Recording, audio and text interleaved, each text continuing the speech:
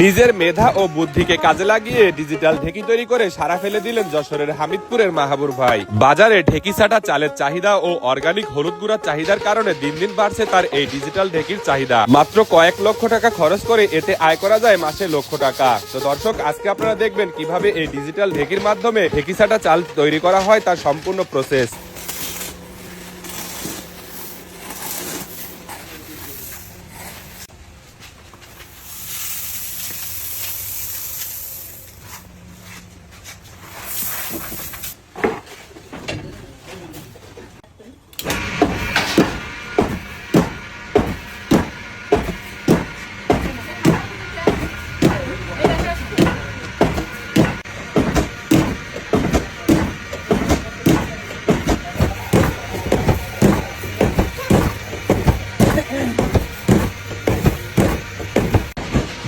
কতক্ষণ সময় লাগে খেলা এখানে? সময় লাগে না, এই অল্প সময় লাগে, অল্প সময়ের মধ্যে চাই। একটা ইয়েতে কত কেজি করে ধান দেন? তারা 10 কেজি 1 কেজি 10 কেজি করে। হ্যাঁ, সময় লাগে কতক্ষণ? 5 মিনিট লাগে? ওই 5-10 মিনিট লাগে। একদিনে কত মন ভাঙানো যায় একটা মেশিনে? একদিনই তো 6 মণ 7 মণ বানানো যায়।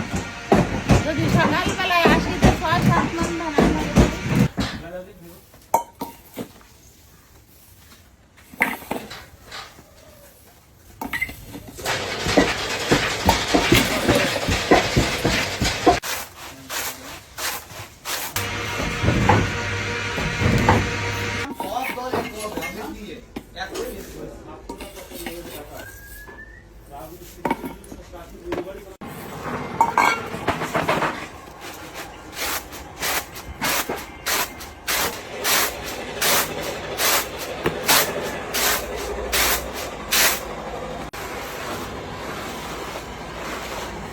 এই যে তৈরি হয়ে গেল ডিজিটাল ঢেকি দিয়ে, এই যে ঢেকি সেটা চাউল, এই যে এই চাউলটা ঘিয়ে কালার বা বাদামি কালার হয়। খুবই পুষ্টি গুণাগুণ এই চাউলটা, খুবই অসাধারণ। তো দর্শক, দেখতে পেলেন যে এই যে ডিজিটাল ঢেকি দিয়ে কত সুন্দরভাবে এই যে ঢেকি ছাটা চাল তৈরি হয়ে গেল। আচ্ছা ভাই, আপনার এই যে মাথায় এই আইডিয়াটা কিভাবে আসছে যে এই যে ঢেকি দিয়ে এই যে ঢেকি ছাটা চালের যে এত চাহিদা, এটা কিভাবে আপনি শুরু করলেন?